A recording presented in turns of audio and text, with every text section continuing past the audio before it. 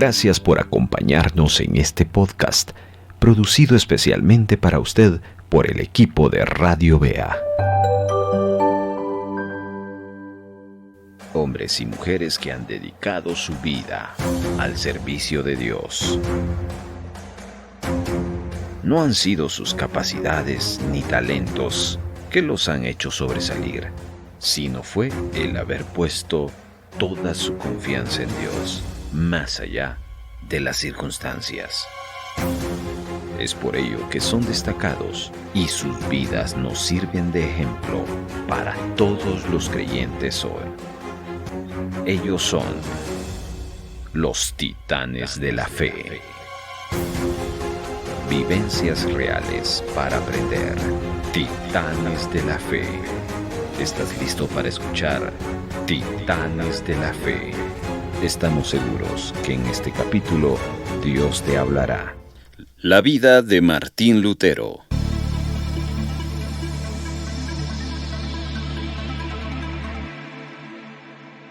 Capítulo 4. Su ministerio.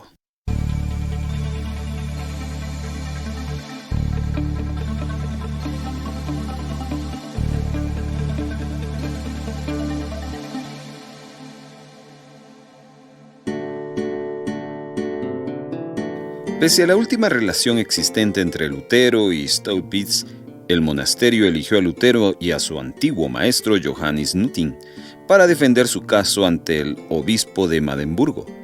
Como la misión fracasó, ese mismo año el monasterio decidió enviar una delegación de la que Lutero formó parte para apelar al Papa. La visita a Roma fue el viaje más largo que hizo nunca y la única vez que salió del territorio germano parlante. El viaje parece haber confirmado su sensación de que era alemán. En todas sus obras posteriores, habla de los italianos en términos negativos, mencionando por ejemplo que el emisario papal, Karl von Militz, era un italiano amante de la prosa florida, aunque luego le tratara con calidez de un amigo. Había un sitio en Roma donde se pareciera sentir como en casa, la iglesia alemana de Santa María de las Ánimas, donde, en su opinión, la devoción religiosa era lo que tenía que ser.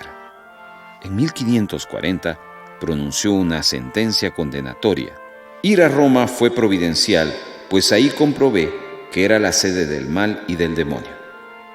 Se percibe, en su entusiasmo inicial y en sus recuerdos sobre la llegada a la ciudad eterna, que Lutero se arrojó al suelo en diferencia a una ciudad cubierta por la sangre de los mártires. Roma debía de ser un lugar extraño en 1510, una ciudad fantasma en gran medida en la que apenas empezaba a construir lo que sería la mayor iglesia católica en San Pedro. En opinión de Lutero, hasta la iglesia que había en su lugar antes era demasiado grande como para predicar en ella. En la Edad Media, la población de Roma era apenas la mitad de lo que había vivido allí en tiempos del Imperio Romano.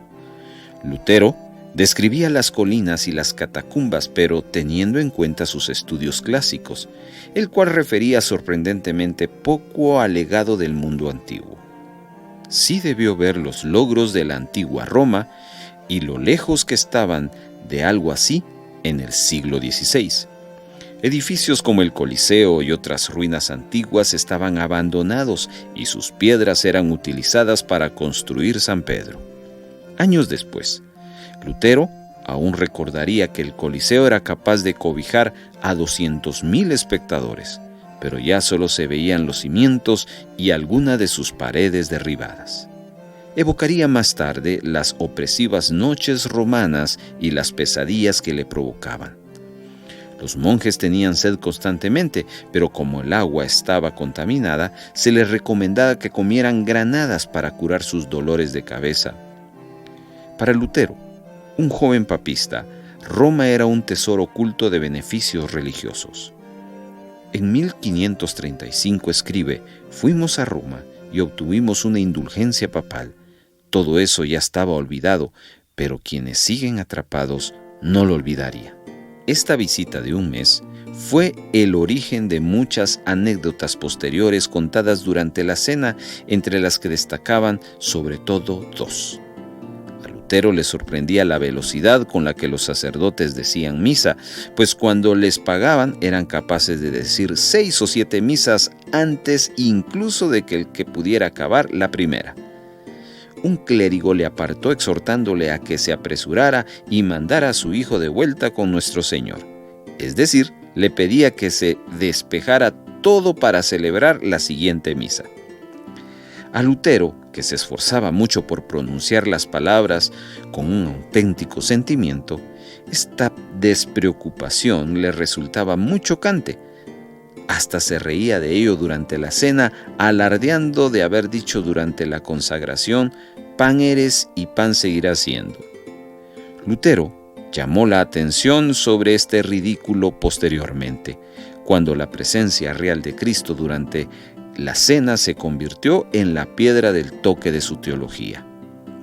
Una creencia lo suficientemente arraigada en él como para dar lugar a la ruptura con los seguidores de Ulrico Zwinglio, el insigne teólogo suizo que negaba la presencia real. Cuando recorría este episodio para ilustrar los abusos cometidos durante las misas papales, quienes le escuchaban debieron de ser conscientes del paralelismo. Lutero recordaba también su visita a la escalera santa de San Juan de Letrán, la escalera de Pilatos, que Cristo ascendiera cuando iban a juzgarlo y que supuestamente era santa. El creyente fervoroso subía la escalera de rodillas recitando el Padre Nuestro en cada escalón para reducir su tiempo de estancia en el purgatorio. Lutero quería salvar el alma de su abuelo paterno, Heine Luther, y empezó a subir las escaleras. Pero cansado, comenzó a preguntarse si las oraciones realmente servían de algo. Fue un relato que contó muchas veces en sus sermones, pero también en sus charlas de sobremesa, y con el tiempo lo fue interpretando de forma diferente. Cuando su hijo Paul lo oyó por primera vez en 1544, a los 11 años, ya formaba parte del relato de la ruptura de Lutero con Roma.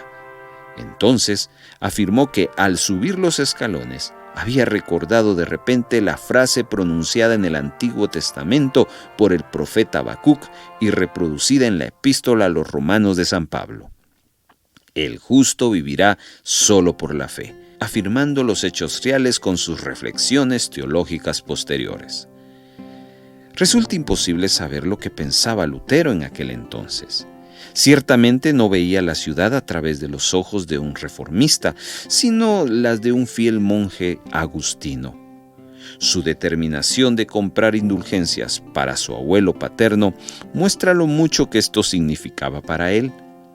Recordó incluso haber deseado que sus padres hubieran muerto para aprovechar la oportunidad de que se daba una vez en la vida de poder comprar indulgencias para ellos. El trillado y posterior mensaje teológico de sus recuerdos sugiere que, a todo pasado, había olvidado todo lo que pudo haberle atraído en tiempos. Pese a lo críticos que resultan sus recuerdos, la visita a Roma debió adquirir un profundo significado para él, si no, no lo hubiera vinculado tan claramente en sus descubrimientos teológicos. Hay algunas cosas que Lutero no menciona. No se sabe quién fue con él, ni se cuentan las historias de camaradería acaecidas durante el viaje. Las negociaciones con el papado y el motivo del viaje tampoco se describe. Como joven miembro de la orden, Martín Lutero no pudo ser uno de los negociadores principales, pues no tenía ni idea de cómo funcionaba la curia y no habrían encomendado una misión tan importante a alguien con tan poca experiencia. Es posible que, como afirmara posteriormente Johannes Caglius, fuera el monje Anton Kress, un patricio de Nuremberg, quien acompañara a Lutero a Roma, aunque también podría haber sido su antiguo maestro Johannes Netting. Este tenía mucha experiencia, ya que había salvado al monasterio agustino de Tubinga en 1493 y lo había reformado según los deseos del duque de Württemberg. Era un académico curtido, un buen negociador y sabía perfectamente cómo funcionaba la curia. Lo que sí se sabe es que las negociaciones en Roma fueron un completo fracaso. Los monjes no obtuvieron la extensión para el monasterio de Erfurt, lo que les hubiera permitido seguir con sus prácticas de observantes, y se les dijo que obedecieran a Staupitz, el vicario de la orden. Es probable que Martín Lutero estuviera de acuerdo con los puntos de vista de Staupitz y que no apoyara los intentos de Nutting y del monasterio de Erfurt para salvaguardar las tradiciones de los observantes. La situación no debió ser fácil para Lutero. Era el representante de una línea de acción diseñada para destruir los planes a largo plazo que su confesor tenía para la orden, un tema muy sensible para Staupitz. Staupitz era al menos 15 años mayor que Lutero y provenía de un mundo muy diferente. Había viajado mucho y se encontraba como en una casa en la corte y entre los nobles. Era un patricio que había crecido con Federico el Sabio de Sajonia.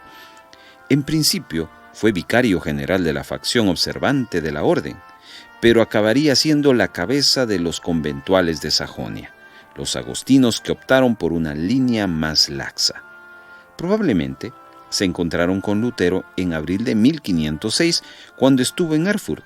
Parece que fue Staupitz quien dio permiso formalmente a Lutero para convertirse en sacerdote. Sigamos escuchando la vida de Martín Lutero.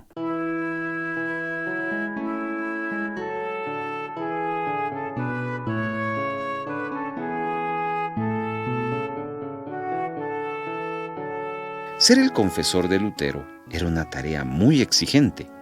El joven monje perseguía implacablemente la perfección y, una vez, pasó 6 horas confesándose.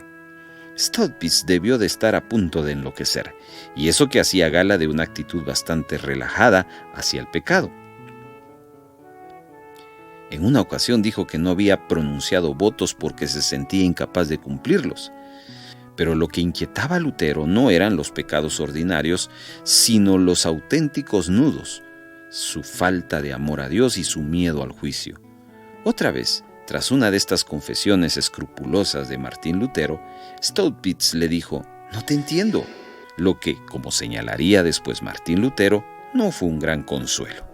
Staupitz creía que las tentaciones eran buenas porque enseñaban teología. Lutero pensaba que, en opinión de Staupitz, él luchaba contra el pecado de la soberbia, pero en realidad ocurría todo lo contrario. Las Aufenstungen era una espina demoníaca clavada en su cuerpo y no advertencias contra la arrogancia. Staupitz procuraba calmar los temores de Lutero recordando al joven monje que Dios le amaba. Intentó limar la tendencia del perfeccionismo de él y le aconsejaba que controlara su ira y su vehemencia a base de autodesprecio y de algo de humor. Seguramente el tipo de interlocutor firme que Lutero precisaba, pero a ambos hombres no se les ocultaba que Staupitz no acababa de entender su apasionada religiosidad. Staupitz también se diferenciaba de Martín Lutero en que era capaz de disfrutar de las cosas buenas de la vida. La idea de lo que era un buen cristiano que transmitió a sus amigos en Nuremberg era casi un autorretrato. Staupitz viajaba continuamente de un tribunal a otro y de una corte a otra. También se movía mucho en los círculos municipales y de la orden de los agustinos, siempre intentando solucionar un problema u otro. Lo sabía todo sobre el patronazgo, y Martín Lutero y el resto de sus amigos, como Wenceslaus Link, se beneficiaron enormemente de sus conocimientos. Ambos debían sus carreras en el seno de la orden de Staupitz, quien, como un hábil jugador de ajedrez, colocaba sistemáticamente a su gente en puestos claves. Enseñó a Martín Lutero para que se hiciera cargo de sus clases en Gutenberg y en Link. Acabó siendo vicario general de la orden.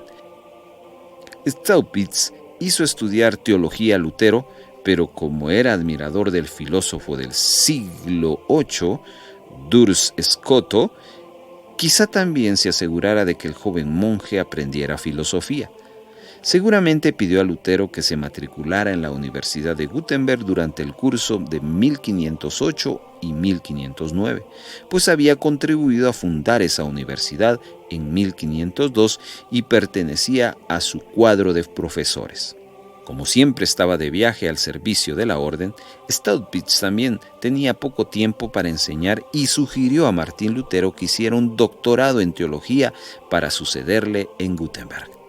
Décadas después, Lutero le dijo que no quería doctorarse, pues creía que no viviría mucho más, una oscura referencia a su implacable mortificación de la carne. Sin embargo, Staupitz sabía perfectamente cómo acabar con la malsana afectación de Lutero.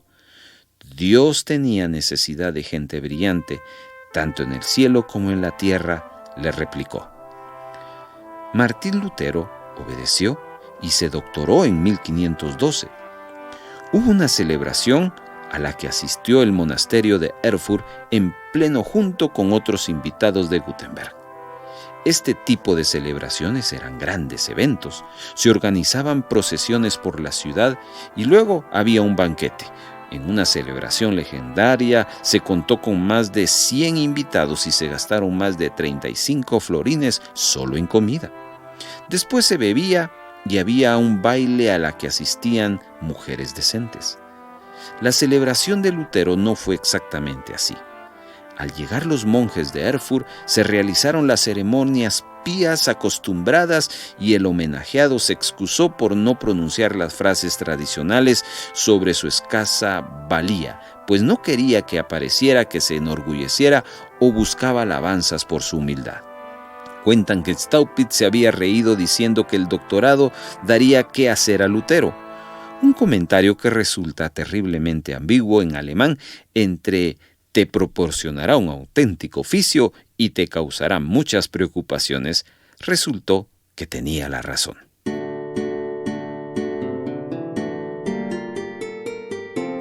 Las muchas preocupaciones tenían que ver con algunos de los monjes de Erfurt, que se habían ofendido por el hecho de que se prosiguiera sus estudios en Wittenberg y no en Erfurt, donde se había matriculado primero.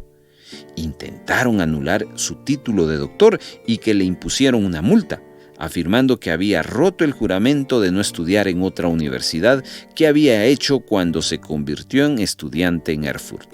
Martín Lutero dijo que nunca había pronunciado ningún juramento, que se le habría olvidado exigírselo, pero el daño ya se había producido. Lo que debió haber sido una ocasión de gozo se vio oscurecido por los ataques de quienes habían sido sus maestros y se morían de envidia. A Lutero le molestó especialmente que liderara los ataques Johannes Nutting, quien probablemente le acompañara a Roma. Su traición puede ser otra de las razones por las que tenían tan lúgubres recuerdos de la ciudad santa. 2 años después de la celebración de la lectura de su tesis, seguía quejándose del trato de que él era objeto. Era una carta dirigida al monasterio de Erfurt en respuesta a una nueva misiva de Nutting, redactada. Era en nombre de todos, en la que le acusaban de ser un infame. Lutero insistía que no había prestado ni un juramento y afirmaba tener buenas razones para estar irritado por el ataque, pero como había recibido bendiciones inmerecidas del Señor, quería dejar de lado la amargura que le provocaban sus enemigos y tratarlos con cordialidad. El suceso fue muy hiriente, pero quizás tuviera que ver con la política interna de la orden con la universidad donde Lutero realizó sus estudios. Se había doctorado a instancias de Staupitz, cuya línea más conciliadora con los agostinos no gustaba a Nutting, pues que consideraba a Martín Lutero un chaquetero, lo que explicaría lo profundo que era su resentimiento y que no asistiera a la celebración. Martín Lutero, que pasó tiempo con su confesor tanto en Erfurt como en Wittenberg y probablemente también se encontraran durante sus respectivos viajes por la región, afirmaba: le debo todo a Staupitz. Cuando éste murió, le recordaría como un buen mentor cuya presencia le reconfortaba.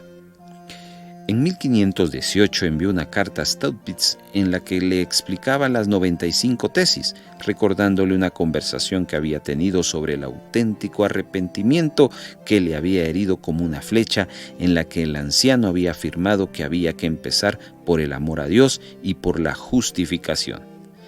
De hecho, en una carta dirigida al lector Juan Federico en 1545, mencionó la deuda que tenía con su confesor, afirmando que debía alabarle si no quería parecer un malagradecido. Staupitz fue otra figura paterna que, como Braun, se le quedó pequeña. Ambos hombres tenían un temperamento y una teología totalmente diferentes. Lutero llegaría a insistir en la primicia de las Escrituras como fuente de toda autoridad. Aunque Staupitz partía, como Lutero, de San Pablo, no planteaba exigencias tan radicales y solía citar mucho a San Agustín y a los otros padres de la Iglesia. Como Lutero, había hincapié en la naturaleza pecadora de los seres humanos y creía que las obras nunca pueden dar lugar a la salvación. También criticaba las indulgencias, pero no tenía tanto que decir sobre la fe como regalo de Dios. Ponía mayor énfasis en la capacidad para pecar de los seres humanos que en la gracia divina o en la Biblia. A Staupitz le gustaba hablar de la dulzura de Dios, a quien llamaba Dulce Salvador.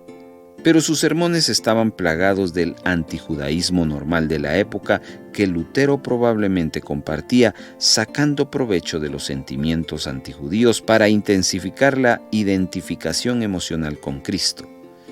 A Staupitz le gustaba hablar de la dulzura de Dios, a quien llamaba Dulce Salvador. Lo que Staupitz escribía en alemán difiere en calidad literaria de los textos de Lutero, pero además parte de una tradición medieval de obras pías como las del maestro Exhard o Juan Taulero y la denominada teología alemana. Suele incluir constantes repeticiones para inducir a un estado de paz mediativa y recurrir a muchas metáforas visuales para aprender una verdad espiritual. Según Lutero, todos somos pecadores y debiéramos preocuparnos de nuestros propios pecados. Los que se refocilan en el pecado de los demás no tienen en cuenta sus propios pecados y no destruyen solo a la persona de la que habla mal, sino también a todos aquellos corrompidos por su veneno. El odio, la envidia y la maledicencia preocupaban mucho a Lutero, formaban parte de los auténticos nudos. No fue casualidad que recurriera al lenguaje propio de la demonología, pues la encarnación de la envidia era la bruja que levantaba tormentas y arrasaba las cosechas. Este tono emocional sugiere que Martín Lutero mismo también luchaba contra la calumnia. No dudaba en acusar de envidia a otros, pero tenía problemas con la envidia, el odio y la agresividad. Pero aunque Lutero no lo diga, el remedio para el pecado es la confesión, en la que enumeramos y confesamos nuestras faltas ante Dios. Desde este punto de vista, este emotivo sermón, en un último testimonio de su relación con su padre confesor Staupitz, su sermón también constituye un documento psicológico de gran calado. Su confesor Staupitz, el sermón de Gotha, nos acerca más que cualquier otro testimonio a la desesperación religiosa y a la apabullante sensación del pecado que Lutero experimentaba como monje. Fue entonces cuando empezó a estudiar la Epístola a los Romanos de San Pablo, un ejercicio de devoción intelectual que transformaría su espiritualidad.